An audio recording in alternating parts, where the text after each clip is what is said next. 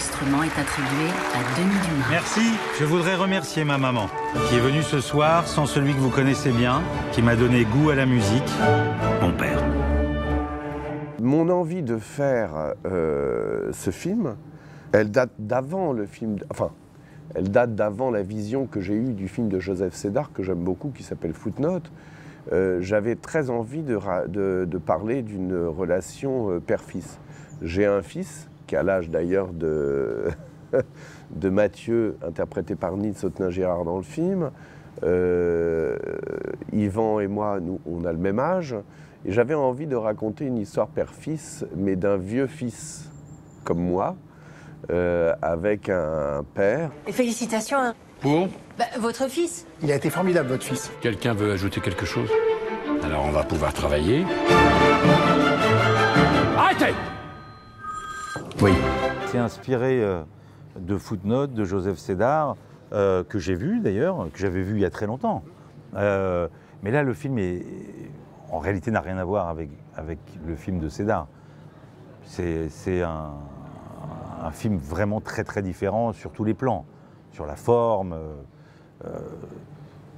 même dans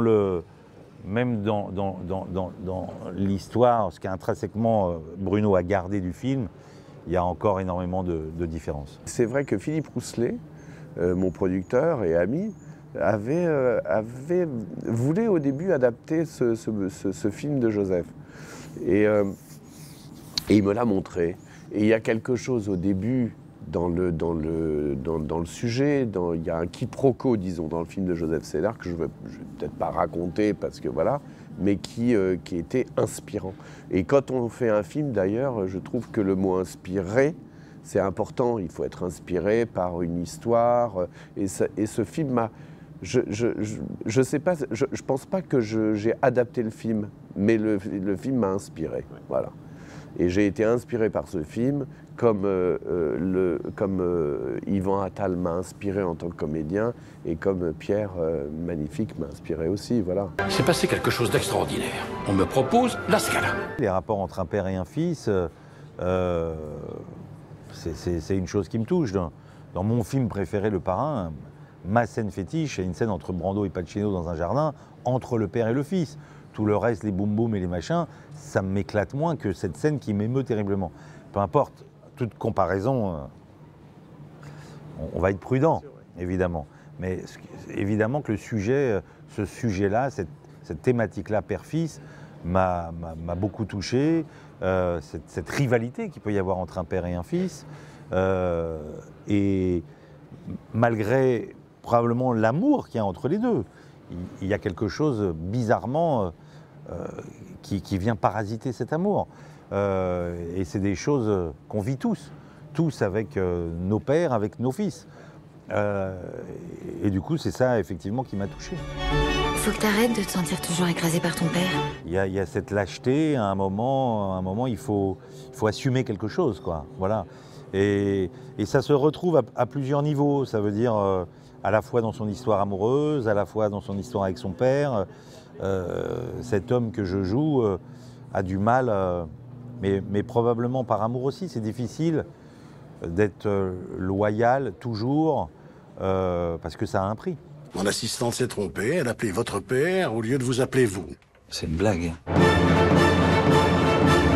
C'est une catastrophe. C'est vrai que c'est une histoire de loyauté, mais est-ce que c'est une histoire de loyauté ou est-ce que c'est une histoire d'amour? Ou est-ce que la loyauté et l'amour, ce sont deux choses, ce sont deux cousins?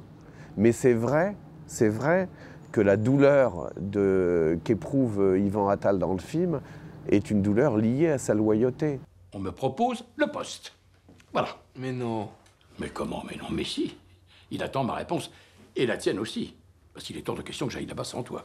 Non mais c'est génial ça, bravo. Bravo, papy. Bravo. Merci. Bon, allez, une petite coupette, François. Allez. C'est fait, non? Comment, hein? En tout cas, c'est le plus beau cadeau que tu pouvais recevoir pour ton anniversaire. Alors après, c'est vrai que quand vous parlez de loyauté, oui, Yvan, il n'a pas, dans le film, il n'a pas envie... D'ailleurs, il est merveilleux, Yvan Attal, dans le film, parce qu'à la fois, il me disait toujours, mais moi, je veux aller à la Scala. Et il parlait de son personnage, et en même temps, il a envie d'y aller, et en même temps, il n'a pas envie de tuer son père. Enfin, c'est douloureux, quoi. Il est loyal. Je suis content pour toi. Trop bien. Bon, alors bien sûr, c'est pas une victoire de la musique. Allez, à la Scala. À la Scala. Le film parle de ça. Il parle d'un homme qui dépasse son père. Quand on fait ce métier, on est... je dis pas qu'on est aimé, mais... il peut y avoir des regards bienveillants et généreux sur soi, et que mon père n'avait pas.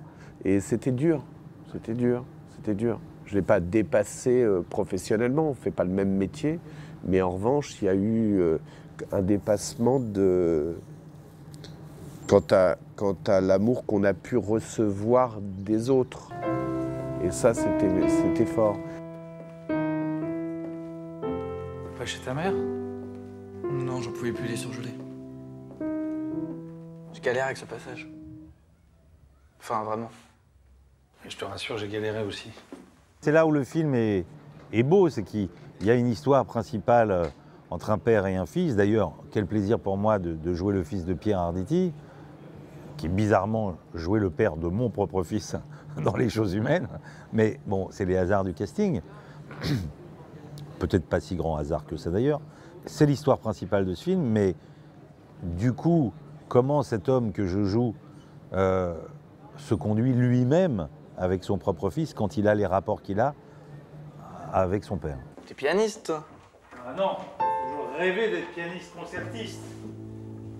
Malheureusement, je n'avais pas le niveau. Le truc, c'est où tu l'as ou tu l'as pas. Et en l'occurrence, je l'avais pas. Inversement à ton grand-père, qui a toujours eu des mains en or. Alors, C'est pour lui que tu voulais faire de la musique? je voulais être proche de lui. Le travail le plus important, c'est de trouver la vérité du personnage. Après, il y avait cet aspect technique de jouer un chef d'orchestre et de répéter sur les morceaux qu'on allait devoir conduire, de travailler avec un chef d'orchestre et tous les gens qui vont nous aider techniquement à essayer de ne pas faire trop n'importe quoi. On reprend.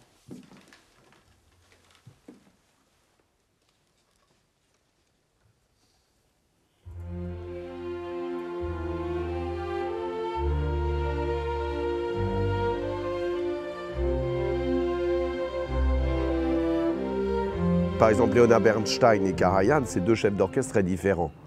Et je ne parle pas des très jeunes chefs d'orchestre qu'incarne plus Yvan d'ailleurs.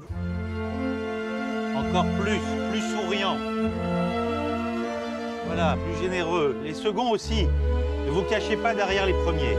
Omnes gentes, c'est vous. La foule, c'est vous. Leur gestuelle, elle est très différente. En revanche, ce qui était très important, c'est qu'ils comprennent ce qu'ils avaient à faire. Mais tous les deux sont très mélomanes.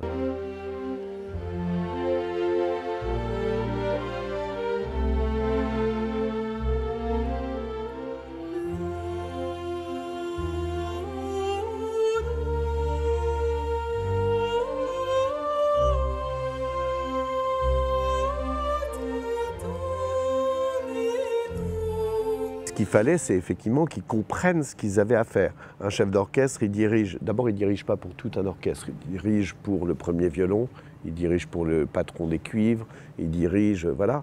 Et c'est un langage. Il y a la main droite, il y a la main gauche, il y a la main du cœur, comme on dit, la main du rythme. Mais tous les deux savaient très bien. Alors après, ils avaient un coach, mais ils ont été coachés pas très longtemps en réalité. Quand on regarde Amadeus, par exemple, ou quand on regarde De Funès faire le chef d'orchestre, un chef d'orchestre vous dira que c'est n'importe quoi. En réalité, on s'en fout. Même si on ne s'en fout pas. Mais le plus important, c'est de trouver la vérité du film. Parce qu'en réalité, chef d'orchestre, dans le film, ça représente quelques scènes, mais il y a quand même tout le film à raconter, avec des scènes d'amour, d'engueulade, de passion, de trucs, de machin. Et là, il y a une vérité à trouver qui est autrement plus intéressante que de faire le chef d'orchestre. Même si c'était très très très amusant à faire.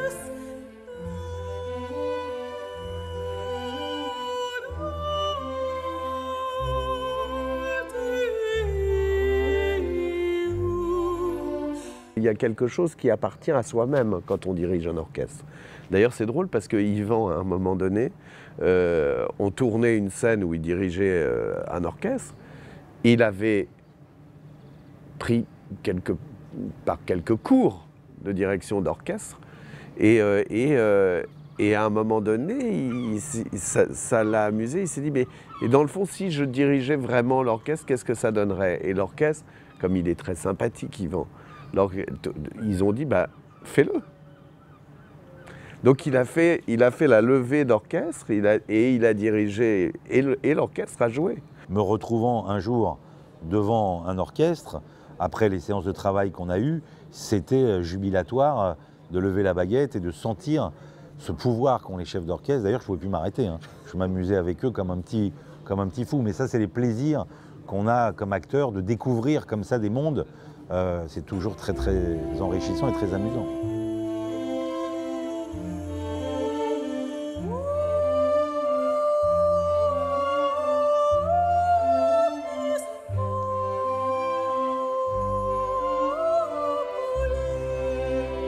Ils ont vite pigé ce que c'était quoi diriger un orchestre.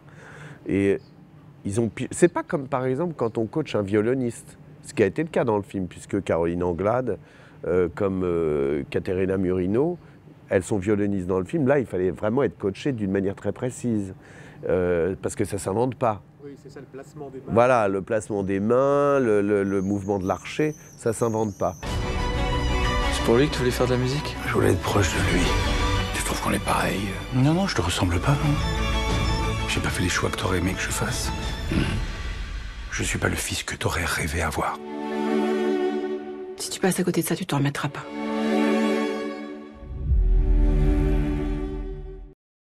C'est toujours intéressant de travailler avec un autre metteur en scène, de voir comment les autres font. Donc forcément, je suis quand même... je ne peux pas oublier que je suis metteur en scène. Quand je suis sur un plateau, ça m'amuse de regarder comment les autres font. Mais en même temps, j'oublie totalement.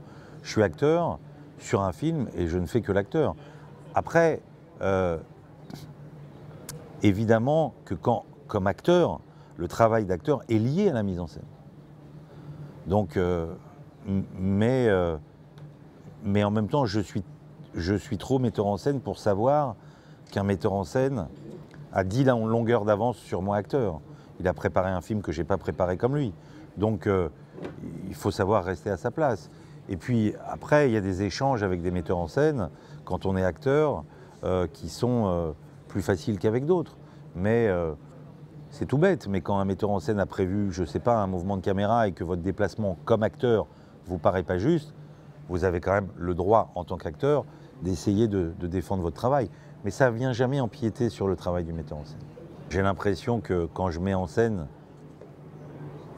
c'est un plaisir peut-être un peu plus fort, parce que c'est un processus plus long et qui nous oblige à réfléchir autrement.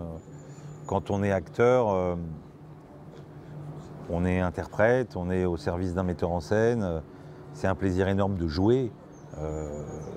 Il y a vraiment le plaisir du jeu, de s'amuser avec ça. Mais je dirais que, non pas que ça m'intéresse moins, mais c'est vrai que quand on est metteur en scène, c'est un gros shoot. C'est un gros shoot, quoi. Vous êtes un peu le chef d'orchestre aussi. On est le chef d'orchestre.